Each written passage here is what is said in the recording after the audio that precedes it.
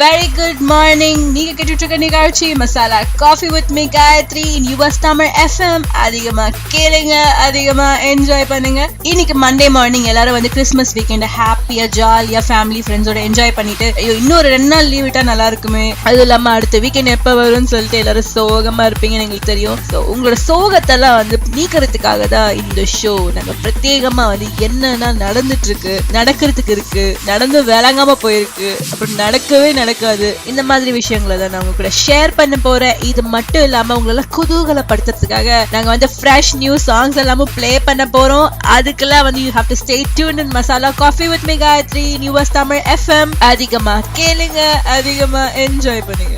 Welcome back. நீங்க கேட்டுட்டு இருக்க நிகழ்ச்சி masala coffee in US Tamil FM. அதிகமா கேளுங்க, அதிகமா என்ஜாய் பண்ணுங்க. நம்ம இந்தியன் ரயில்வேஸோட டிக்கெட்டிங் சிஸ்டம் வந்து டிஜிட்டல் ஆக போகுது. இனிமே பேப்பர் டிக்கெட்ஸ்க்கு வந்து ஃபுல் ஸ்டாப் வைக்க போறாங்க. அது மட்டும் இல்லாம SMS மூலம் டிக்கெட்ஸ் வழங்க முடிவு பண்ணிருக்காங்க இந்தியன் ரயில்வேஸ். தற்போது தினமும் 11 லட்சம் டிக்கெட்ஸ் பயணிகளுக்கு வழங்கப்பட்டு இருக்கு. இதுல 6 லட்சம் டிக்கெட் பேப்பராக வழங்கப்பட்டு இருக்கு. மீதியுள்ள 5 லட்சம் டிக்கெட்ஸ் SMS ஆக பயணிகளின் மொபைல் போனுக்கு அனுப்பப்படுகின்றன. ரயில்வே டிபார்ட்மெண்ட் ஃபுல்லா டிஜிட்டலைஸ் பண்ற விதமா பேப்பர் டிக்கெட்ஸ்க்கு ஃபுல் ஸ்டாப் வைக்கப்படும்னு சொல்லிருக்காங்க. இது குறித்து ரயில்வே அமைச்சக வட்டாரங்கள் கூறியது என்னன்னா, ரயில்வே இ டிக்கெட் முறையில டிக்கெட்ஸ் பேசஞ்சர்ஸ்க்கு வழங்கப்படும். இப்போதைக்கு ரயில்வே ஸ்டேஷன்ல இருக்க கவுண்டர்ஸ்ல முன்பதிவு பண்றவங்களுக்கு மட்டும்தான் பேப்பர் டிக்கெட்ஸ் வழங்கப்பட்டு இருக்கு. இனிமே ரயில்வே ஸ்டேஷன்ல உள்ள டிக்கெட் கவுண்டர்ஸ்ல முன்பதிவு செய்யறவங்களுக்கு SMS மூலமாக தான் டிக்கெட் வழங்க போறாங்க. பேப்பர் டிக்கெட் பதிலாக பயணிகளின் மொபைல் போன்ஸ்லயே அவங்களோட பயணம் செய்யும் ரயில் தேதி, நேரம், பெட்டி, இருக்கை எண் உள்ளிட்ட விவரங்கள்லாம் வந்து SMS ஆகவே அனுப்பி வைக்கப்படும். இது இல்லாம பிளாட்ஃபார்ம் டிக்கெட்ஸ் கலெக்ட் பண்ணிக்கிறதுக்காக நிறைய மெஷின்ஸ் வைக்க போறாங்க ரயில்வே ஸ்டேஷன்ல. இந்த மெஷின்ஸ்ல பேசஞ்சர்ஸோட மொபைல் போன் ரெஜிஸ்டர் பண்ணா போதும், SMS மூலமா பிளாட்ஃபார்ம் டிக்கெட்ஸ் நம்ம மொபைலுக்கு வந்துரும். இது மட்டும் இல்லாம பல ஆயிரம் டன் பெட்டிகள்ல முன்பதிவு செஞ்ச பயணிகளோட பெயர் அடங்கிய பட்டியல் தற்போது ஒட்டப்படுகிறது. இந்த நடைமுறையும் ரத்து செய்யப்பட உள்ளது. இதன் மூலமா பல ஆயிரம் டன் பேப்பர் வந்து சேமிக்கப்படும் சொல்லிருக்காங்க ரயில்வே வட்டாரங்கள். போன் இல்லாதவங்க எப்படி டிக்கெட்ஸ் புக் பண்றது அப்படின்னா, இப்போதைக்கு பெரும்பாலான மக்கள் செல்போன்ஸ் யூஸ் பண்ணிட்டு தான் இருக்காங்க. பேசஞ்சர்ஸ் கிட்ட மொபைல் போன் இல்ல அப்படின்னு உறுதியா தெரிஞ்சா கண்டிப்பா அவர்களுக்கு பேப்பர் டிக்கெட் வழங்கப்படும் என்று சொல்லப்பட்டிருக்கு. இது மாதிரி டிக்கெட்ஸ் டிஜிட்டலைஸ் பண்றது வந்து ரொம்ப நல்ல விஷயம் தான். ஏன்னா எவ்வளவு டன் பேப்பரை நம்ம சேமிக்க முடியுது. So it's an amazing thing. Okay, so இந்த மாதிரி நிறைய இன்ட்ரெஸ்டிங்கான விஷயம்லாம் நான் இன்னும் நிறைய சொல்றதுக்கு காத்துட்டு இருக்கேன். அதுக்கு you have to stay tuned with me in masala Coffee in US Tamil FM. அதிகமா கேளுங்க, அதிகமா என்ஜாய் பண்ணுங்க. Welcome back. நீங்க கேட்டுட்டு இருக்க நிகழ்ச்சி masala coffee in US Tamil FM. அதிகமா கேளுங்க, அதிகமா என்ஜாய் பண்ணுங்க. Air India hot vegetarian meals அவங்களோட ஷார்ட் ஃபிளைட்ஸ்ல சர்வ் பண்ண டிசைட் பண்ணிருக்காங்க. மோஸ்ட்லி அவங்களோட short flights like 60 to 90 minutes ஃபிளைட்ஸ்ல சாண்ட்விச்சஸ் அண்ட் கேக் ஸ்லைசஸ் தான் ப்ரொவைட் பண்ணிட்டு இருந்தாங்க. தோ அவங்களோட லாங் ஃபிளைட்ஸ்ல both veg and non veg meals serve பண்ணிட்டு தான் இருந்தாங்க. Usually Air India flights up to 90 minutesல சாண்ட்விச்சஸ் அண்ட் கேக் ஸ்லைசஸ் தான் மீலா ப்ரொவைட் பண்ணப்பட்டிருந்தது. சின்ஸ் இட் இஸ் கோல்ட், அவங்களோட மீல் சர்வீஸ் இம்ப்ரூவ் பண்றதுக்காக இனிமே அவங்க வந்து ஹாட் வெஜ் மீல்ஸ் சர்வ் பண்ண போறாங்க 60 to 90 minutes ஃபிளைட் டியூரேஷன்ஸ்ல. ஏர் இந்தியா அவங்களோட கோல்ட் வெஜ் மீல ஹாட் வெஜ் மீலா ரீப்ளேஸ் பண்ணிருக்காங்க. இது இல்லாம வந்து விண்டர்ல பீப்புளுக்கு இந்த மாதிரி கோல்ட் மீல் சாப்பிடுறது ரொம்ப கஷ்டமா இருக்கு, அதனாலதான் அவங்க ஹாட் மீலா வந்து மாத்திருக்காங்க இது அப்படின்னு சொல்லப்பட்டிருக்கு. இன்னொன்னு வந்து ஏர் இந்தியா சொல்லிருக்காங்க, அது என்னன்னா சம்டைம்ஸ் ஹரியில அவங்க வந்து வெஜிடேரியன்ஸ்க்கு நான்வெஜ் மீல்ஸ் ப்ரொவைட் பண்ணிடுறாங்க. சோ இதை அவாய்ட் பண்றதுக்காக அவங்களோட ஷார்ட் ஃபிளைட்ஸ்ல இனிமே meal is going be vegetarian. 3-4 வருஷத்துக்கு முன்னாடி காஸ்ட் கட்டிங்காக மீல் சர்வ் பண்றதே வந்து ஸ்டாப் பண்ணிருந்தாங்க. இந்த மாதிரி ஷார்ட் ஃபிளைட்ஸ்ல இன்ஸ்டெட் ஆஃப் மீல்ஸ் பீனட்ஸ் அப்புறம் பிஸ்கெட்ஸ் பெவரேஜ் எல்லாம் கொடுக்கப்பட்டு இருந்தது. Later they started serving sandwiches and cake slices. இப்ப அதுவும் தாண்டி வந்து ஹாட் வெஜ் மீல் வந்து சர்வ் பண்ண இருக்காங்க January 1st இருந்து, which is really a good thing. நீங்க கேட்டுட்டு இருக்கிறது masala coffee with me Gayathri in US Tamil FM. அதிகமா கேளுங்க, அதிகமா என்ஜாய் பண்ணுங்க. Welcome back. நீங்க கேட்டுட்டு இருக்க நிகழ்ச்சி masala coffee in US Tamil FM. அதிகமா கேளுங்க, அதிகமா என்ஜாய் பண்ணுங்க. நம்ம தமிழ் சினிமால இந்த வருஷம் 2 கவனிக்கத்தக்க படங்கள் இருக்கு. அந்த 2 படத்தை பத்தி தான் நான் இப்ப பேச போறேன். அவை கவுண்டமணியோட 49O, இன்னொன்னு வந்து நம்ம மீத்தேன் திட்டத்தை தடுக்க உதவிய கத்துக்குட்டி.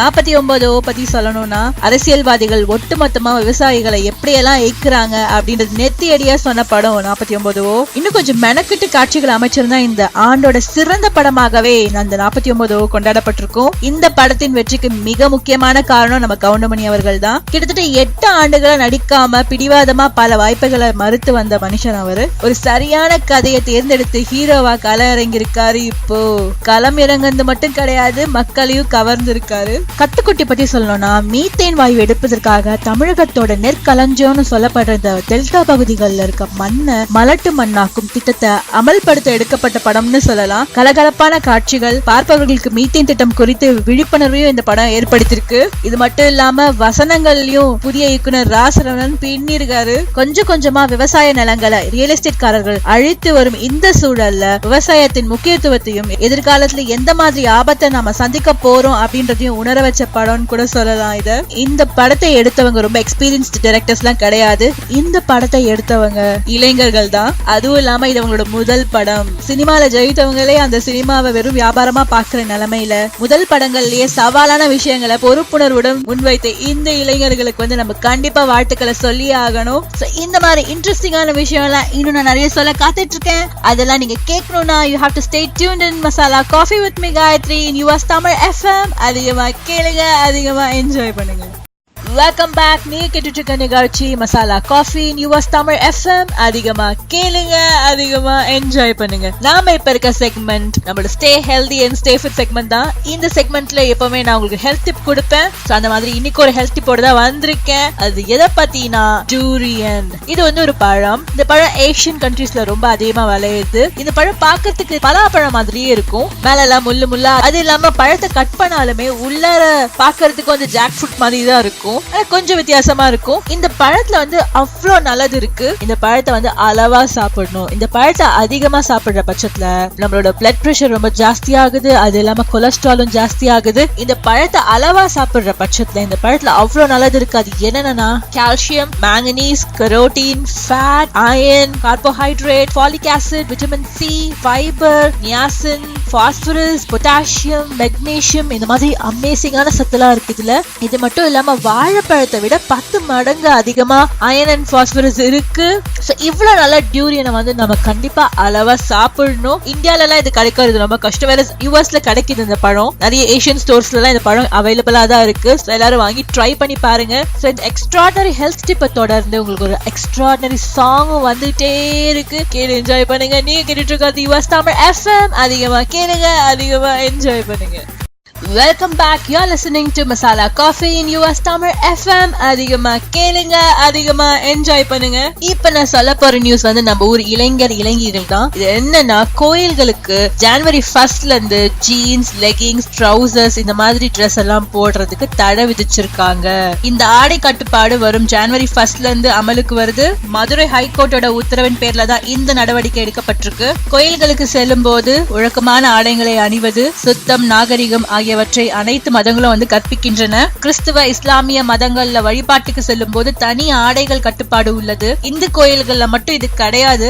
இதனால இப்ப இந்த ஆடை கட்டுப்பாடை கொண்டு வந்திருக்காங்க பக்தர்களுக்கு. தமிழகத்துல உள்ள எல்லா கோயில்கள்லயும் ஜனவரி 1, 2016ல இருந்து ஆண்கள் வழக்கமான மேலாடைகளுடன் வேஷ்டி, பைஜாமா, பேண்ட், பெண்கள் மேலாடையுடன் கூடிய சுடிதார், சேலை, தாவணி, குழந்தைகள் முழுமையாக மூடப்பட்ட ஏதாவது ஒரு ஆடையும் அணிந்து வர வேண்டும். மாறாக துப்பட்டா இல்லாத ஆடைகள், லெகிங்ஸ், ஜீன்ஸ், அரை ட்ரவுசர் போன்றவற்றை அணிந்து வருபவர்களுக்கு ஜனவரி 1ல இருந்து கோயிலுக்குள்ள அனுமதி கிடையாது என்ற அறிவிப்பு பலகையை தயார் செய்யும் பணியில கோயில் நிர்வாகங்கள் ஈடுபட்டு இருக்காங்க. கேரளா கோயில்கள், கேரளா ஒட்டிய தமிழக கோயில்கள்லயும் இந்த பாரம்பரிய ஆடை கட்டுப்பாடு பல காலமா பின்பற்றப்படுகிறது.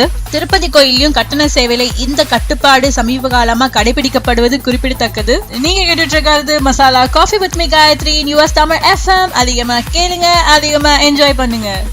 Welcome back. நீங்க கேட்டுட்டு இருக்க நிகழ்ச்சி masala coffee in US Tamil FM. அதிகமா கேளுங்க, அதிகமா என்ஜாய் பண்ணுங்க. இப்போ ஒரு சினிமா நியூஸ் தான் நான் சொல்ல போறேன். செல்வராகவன் இயக்கத்துல தனுஷ் நடிக்க இருந்த புது படம் ஒரு சில மாதங்கள் தள்ளி போலாம் அப்படின்னு ஒரு தகவல் வெளியாயிருக்கு. தனுஷ் நடிப்புல கடைசியா வெளியான தங்கமகன் திரைப்படம் சரியா போல அப்படின்றதுனால தான் அடுத்தடுத்து நடிக்க வேண்டிய படங்கள்ல தனுஷ் மிகவும் அக்கறை காட்டுவதாகவும் அதுவே இந்த டிலேக்கு காரணம் அப்படின்னு சொல்லியிருக்காங்க. காதல் கொண்டேன், புதுப்பேட்டை, மயக்கம் என்ன படங்களுக்கு பிறகு தனுஷ் செல்வராகவன் இந்த படத்தின் மூலமாக 4வது முறையா இணையறாங்க. மேலும் மயக்கம் என்ன படத்திற்கு பிறகு 6 ஆண்டுகள் கழித்து தனுஷ் செல்வராகவன் கூட்டணி மீண்டும் இணைவதால் இந்த படத்திற்கு எதிர்பார்ப்பு அதிகமாவே இருக்கு. இதற்கிடையில கீதாஞ்சலி செல்வராகவன் இயக்கத்துல செல்வராகவன் வசனம் எழுதி மாலை நேரத்து மயக்கம் ஜனவரி 1 அன்னைக்கு ரிலீஸ் ஆக போகுது. செல்வராகவன் சிம்பு கூட்டணியில உருவாகி வந்த கான் படத்தை தனுஷ் படத்திற்காக தான் செல்வராகவன் நிறுத்தி வச்சிருக்காரு. முன்னாடி பேச்சுக்கெல்லாம் அடிபட்டு இருந்தது. இதை தொடர்ந்து செல்வராகவன் இயக்கத்துல தனுஷ் நடிக்க வருது இந்த புதிய படம் ஒரு சில மாதங்கள் தள்ளி போகும் அப்படின்னு எதிர்பார்க்கப்பட்டிருக்கு. தனுஷ் தற்போது துரை செந்தில்குமாரின் கொடி படத்துல நடிச்சிட்டு வராரு. இதை தொடர்ந்து வெற்றிமாறனின் விசாரணை மற்றும் ஹிந்தியில் ஒரு படம் கூட பண்ண போறதா ஒரு செய்தி வந்திருக்கு. முன்னாடி 2016 தொடக்கத்துல செல்வராகவன் படத்துல தனுஷ் நடிப்பார்னு சொல்லி ஒரு செய்தி வெளியானது. ஆனா இப்போ நிலவரப்படி முதல்ல துரை செந்தில்குமாரோட கொடி படத்தை முடிச்சிட்டு தான் அவர் செல்வராகவன் படத்துல நடிக்க போறாராம். இந்த மாதிரி இன்ட்ரெஸ்டிங்கான விஷயம் நான் உங்களுக்கு சொல்றதுக்காக வெயிட் பண்ணிட்டு இருக்கேன். இதெல்லாம் நீங்க கேட்கணும்னா you have to stay tuned in Masala Coffee with me Gayatri in US Tamil FM. அதிகமா கேளுங்க, அதிகமா என்ஜாய் பண்ணுங்க. Welcome back. நீங்க கேட்டுட்டு இருக்க நிகழ்ச்சி masala coffee in US Tamil FM. அதிகமா கேளுங்க, அதிகமா என்ஜாய் பண்ணுங்க. செல்போன்ஸ் நோண்டிக்கிட்டே ரோட கிராஸ் பண்றது, செல்போன்ஸ் நோண்டிக்கிட்டே பிளாட்ஃபார்ம்ல நடந்து போறது, இதெல்லாம் பண்ணாதீங்க. ஏன்னா இதுக்கு முன்னாடி நிறைய ஆக்சிடென்ட்ஸ் பார்த்திருக்கோம். நிறைய ரோடு ஆக்சிடென்ட்ஸ் செல்போன்ஸ் நோண்டிக்கிட்டே ரோட கிராஸ் பண்றதுனால நடந்திருக்கு. பிளாட்ஃபார்ம்ல ஏதாவது ட்ரைனேஜ் ஓபன் ஆயிருக்கும், செல்போன்ஸ் நோண்டிக்கிட்டே போய் ட்ரைனேஜ்ல விழுந்தவங்க எல்லாம் நம்ம கேள்விப்பட்டிருப்போம். அந்த மாதிரி ஒரு சம்பவம் நடந்திருக்கு கலிபோர்னியால. சாண்டியாகோல கிறிஸ்துமஸ் அன்னைக்கு ஒருத்தர் சன்செட் கிளிப்ஸ் ஏரியால சன்செட்டை பார்க்க போனவரு 60 அடி ஆழத்துல இருந்து கீழே விழுந்துட்டாரு. அங்க இருந்து விட்னஸ் எல்லாம் என்ன சொல்லிருக்காங்கன்னா, அவர் எலக்ட்ரானிக் டிவைஸ் நோண்டிட்டு கிளிஃப்ல இருந்து கீழே விழுந்துட்டாரு அப்படின்னு சொல்லிருக்காங்க. செல்போன் ஒரு பெரிய டிஸ்ட்ராக்ஷன். அது நம்ம எல்லாருக்குமே தெரியும். செல்போன்ஸை எப்ப யூஸ் பண்ணுமோ அப்ப மட்டும் யூஸ் பண்ணுங்க. தேவையில்லாம ரோட்ல நடந்து போகும்போதோ இல்ல இந்த மாதிரி கிளிஃப்ல இருந்து விஸ்டா பாயிண்ட்ஸ்ல இருந்து வேடிக்கை பார்க்கும் போதோ இந்த மாதிரி சமயங்கள்ல தயவு செஞ்சு செல்போன்ஸை யூஸ் பண்ணாதீங்க. அப்படியே யூஸ் பண்ணாலும் கேர்ஃபுல்லா இருந்துக்கோங்க. இந்த மாதிரி இன்ட்ரெஸ்டிங்கான விஷயம் நான் இன்னும் நிறைய உங்களுக்காக சொல்ல காத்துட்டு இருக்கேன். அதுக்கெல்லாம் you have to stay tuned in Masala Coffee with me Gayatri in US Tamil FM. அதிகமா கேளுங்க, அதிகமா என்ஜாய் பண்ணுங்க. Welcome back. நீங்க கேட்டுட்டு இருக்க நிகழ்ச்சி masala coffee in US Tamil FM. அதிகமா கேளுங்க, அதிகமா என்ஜாய் பண்ணுங்க. 2015 was a great year for Tamil சினிமானே சொல்லலாம். கிட்டத்தட்ட 203 படங்கள் ரிலீஸ் ஆயிருந்தது. அதுல 18 படம் சக்க போட்டுச்சுன்னே சொல்லலாம். இப்ப நம்ம என்ன பார்க்க போறோம் அப்படின்னா top 5 grosses in Chennai city this year. இந்த கிராஸ் டேட்டாவை estimate பண்ணிருக்கிறது Behind Woods. Of course these are not official figures. இப்ப நம்ம டாப் 5 grosses பார்க்கலாம். நம்பர் 1 பொசிஷனை கிராப் பண்ணிருக்கிறது சங்கர் இயக்கத்துல விக்ரம் நடிச்சு AR ரஹ்மான் மியூசிக் பண்ண ஐ மூவி தான். இந்த படம் கிட்டத்தட்ட 9.67 கோடி ப்ராஃபிட் பண்ணிருக்காங்க. ஐய தொடர்ந்து செகண்ட் பொசிஷனை கிராப் பண்ணிருக்கிறது ராஜமௌலி இயக்கத்துல பிரபாஸ், ராணா, ரம்யா கிருஷ்ணன், நாசர் இவங்க எல்லாம் நடிச்ச பாகுபலி. இந்த மூவி 8.29 crores ப்ராஃபிட் பண்ணிருக்காங்க. பாகுபலியை தொடர்ந்து தேர்ட் பொசிஷன்ல இருக்கிறது தனி ஒருவன். ஜெயம் ரவி, நயன்தாரா, அரவிந்த் சுவாமி இவங்க எல்லாம் நடிச்ச ஒரு சூப்பர் ஹிட் படம் தனி ஒருவன். இந்த படம் கிட்டத்தட்ட 6.68 crores ப்ராஃபிட் பண்ணிருக்காங்க. தனி ஒருவனை தொடர்ந்து ஃபோர்த் பொசிஷனை கிராப் பண்ணிருக்க மூவி வேதாளம். பயங்கர மாஸ் ஓபனிங்னே சொல்லலாம். இதுல நம்ம தல அஜித் நடிச்சிருக்காரு, அவருக்கு ஜோடியா ஸ்ருதி ஹாசன் நடிச்சிருக்காங்க. இந்த படம் கிட்டத்தட்ட 6.63 crores ப்ராஃபிட் பண்ணிருக்காங்க. வேதாளத்தை தொடர்ந்து ஃபிஃப்த் பொசிஷனை கிராப் பண்ணிருக்கிறது லாரன்ஸோட காஞ்சனா 2. எஸ், கிட்டத்தட்ட 6.27 crores கலெக்ஷன் ஆயிருக்கு இந்த படத்துல. இந்த 5 படங்களும் மோஸ்ட் சக்சஸ்ஃபுல் பிலிம்ஸ் இந்த இயர்னு சொல்லலாம். So kudos to all these teams. இந்த மாதிரி இன்ட்ரெஸ்டிங்கான விஷயம்லாம் இன்னும் நிறைய உங்களுக்கு நான் சொல்றதுக்கு வெயிட் பண்ணிட்டு இருக்கேன். அதுக்கு you have to listen to Masala Coffee with me Gayatri in US Tamil FM. அதிகமா கேளுங்க, அதிகமா என்ஜாய் பண்ணுங்க. Welcome back. நீங்க கேட்டுட்டு இருக்க நிகழ்ச்சி masala coffee in US Tamil FM. அதிகமா கேளுங்க, அதிகமா என்ஜாய் பண்ணுங்க. நம்ம நியூ இயர் செலிப்ரேஷன்ஸ் பத்தி தான் இப்போ நியூஸ் இருக்கு. அது என்னன்னா, இனிமே நியூ இயர் செலிப்ரேஷன்ஸ் பேர்ல பப்ல போய் மது அருந்துறது, நள்ளிரவுல வேகமா வண்டியை ஓட்டுறது, இது இல்லாம பெண்களை கேலி செய்யறது, இந்த மாதிரி விரும்பத்தகாத சம்பவங்கள் நடந்துட்டு இருக்கு. அதிவேகமா வாகனங்களை ஓட்டி விபத்துகளும் நடக்குது. சில நேரங்கள்ல உயிரிழப்பும் ஏற்படுது. இது போன்ற சம்பவங்களை கட்டுப்படுத்துறதுக்காக போலீஸ் வந்து கண்டிப்பா தான் நடந்துட்டு இருக்காங்க. இருந்தும் விபத்துகள், உயிரிழப்புகள் எல்லாம் நடந்துட்டு தான் இருக்கு. புத்தாண்டு கொண்டாட்டம் என்ற பெயர்ல சட்ட ஒழுங்கு கெடும்படி நடந்துக்கிறவங்க மேல எல்லாம் கைது நடவடிக்கை எடுக்கப்படும் போலீசார் சொல்லியிருக்காங்க. மாநகர போலீஸ் கமிஷனர் அமல்ராஜ் கூறியது என்னன்னா, கோவையில புத்தாண்டு தின பாதுகாப்பு பணியில 1500க்கும் மேற்பட்ட போலீசார் ஈடுபட உள்ளனர். ஊர் காவல் படை வீரர்களும் பாதுகாப்பு பணியில் ஈடுபட உள்ளனர். வரும் 31ஆம் தேதி நள்ளிரவு அனைத்து போக்குவரத்து சிக்னல்ஸும் செயல்படும். டிராபிக் போலீஸும் பணியில ஈடுபடுவாங்க. எல்லாரும் நள்ளிரவு 12 மணிக்குள்ள அவங்களுக்கு புத்தாண்டு செலிப்ரேஷன்ஸ் எல்லாம் முடிச்சுக்கணும்னு போலீஸ் சொல்லிருக்காங்க. ஹோட்டல்ஸ், பப்ல ஆபாசமான உடைகளை அணிஞ்சு டான்ஸ் ஆடுறவங்க மேலயும் நடவடிக்கை எடுக்கப்படும். அது மட்டும் இல்லாம அந்த ஹோட்டலோட லைசன்ஸ் கேன்சல் செய்யப்படும். இதை தொடர்ந்து கோவில், சர்ச், மசூதி போன்ற வழிபாட்டு தலங்கள்ல போலீஸோட பாதுகாப்பு போடப்பட்டிருக்கோன்னு கமிஷனர் அறிவிச்சிருக்காரு. எல்லாரும் நியூ இயர் செலிப்ரேஷன்ஸ் பண்ணும்போது கொஞ்சம் கேர்ஃபுல்லா செலிப்ரேட் பண்ணுங்க. ஏன்னா போலீஸ்ல ரவுண்ட்ஸ்ல தான் இருக்காங்களா. நீங்க கேட்டுட்டு இருக்கிறது masala coffee with me Gayathri, news Tamil FM. அதிகமா கேளுங்க, அதிகமா என்ஜாய் பண்ணுங்க. Welcome back. நீ கேட்டுட்டு நிகழ்ச்சி masala coffee US Tamil FM. அதிகமா கேளுங்க, அதிகமா என்ஜாய் பண்ணுங்க. நம்ம தமிழ் சினிமால இந்த வருஷம் 2 கவனிக்கத்தக்க படங்கள் இருக்கு. அந்த 2 படத்தை பத்தி தான் நான் இப்ப பேச போறேன். அவை கவுண்டமணியோட 49O, இன்னொன்னு வந்து நம்ம மீத்தேன் திட்டத்தை தடுக்க உதவிய கத்துக்குட்டி. 49O பத்தி சொல்லணும்னா, அரசியல்வாதிகள் ஒட்டுமொத்தமா விவசாயிகளை எப்படியெல்லாம் ஏக்குறாங்க அப்படின்றது நெத்தியடியா சொன்ன படம் 49O. இன்னும் கொஞ்சம் மெனக்கிட்டு காட்சிகள் அமைச்சிருந்தா இந்த ஆண்டோட சிறந்த படமாகவே அந்த 49O கொண்டாடப்பட்டிருக்கும். இந்த படத்தின் வெற்றிக்கு மிக முக்கியமான காரணம் நம்ம கவுண்டமணி அவர்கள் தான். கிட்டத்தட்ட 8 ஆண்டுகளா நடிக்காம பிடிவாதமா பல வாய்ப்புகளை மறுத்து வந்த மனுஷன் அவரு. ஒரு சரியான கதையை தேர்ந்தெடுத்து ஹீரோவா களம் இறங்கியிருக்காரு. இப்போ களம் இறங்குறது மட்டும் கிடையாது, மக்களையும் கவர்ந்திருக்காரு. கத்துக்குட்டி பத்தி சொல்லணும்னா, மீத்தேன் வாயு எடுப்பதற்காக தமிழகத்தோட நெற்களஞ்சியம்னு சொல்லப்படுற இந்த டெல்டா பகுதிகளில் இருக்க மண்ணை மலட்டு மண்ணாக்கும் திட்டத்தை அமல்படுத்த எடுக்கப்பட்ட படம்னு சொல்லலாம். கலகலப்பான காட்சிகள், பார்ப்பவர்களுக்கு மீத்தேன் திட்டம் குறித்து விழிப்புணர்வையும் இந்த படம் ஏற்படுத்திருக்கு. இது மட்டும் இல்லாம வசனங்கள்லயும் புதிய இயக்குனர் ராசரவணன் பின்னிருக்காரு. கொஞ்சம் கொஞ்சமா விவசாய நிலங்களை ரியல் எஸ்டேட் காரர்கள் அழித்து வரும் இந்த சூழல்ல விவசாயத்தின் முக்கியத்துவத்தையும் எதிர்காலத்துல எந்த மாதிரி ஆபத்தை நாம சந்திக்க போறோம் அப்படின்றதையும் உணர வச்ச படம்னு கூட சொல்லலாம். இத இந்த படத்தை எடுத்தவங்க ரொம்ப எக்ஸ்பீரியன்ஸ்டு டைரக்டர்ஸ் எல்லாம் கிடையாது. இந்த படத்தை எடுத்தவங்க இளைஞர்கள் தான். அதுவும் இல்லாம இது அவங்களோட முதல் படம். சினிமால ஜெயித்தவங்களே அந்த சினிமாவை வெறும் வியாபாரமா பாக்குற நிலைமையில முதல் படங்கள்லயே சவாலான விஷயங்களை பொறுப்புணர்வுடன் முன்வைத்த இந்த இளைஞர்களுக்கு வந்து நம்ம கண்டிப்பா வாழ்த்துக்களை சொல்லி ஆகணும்.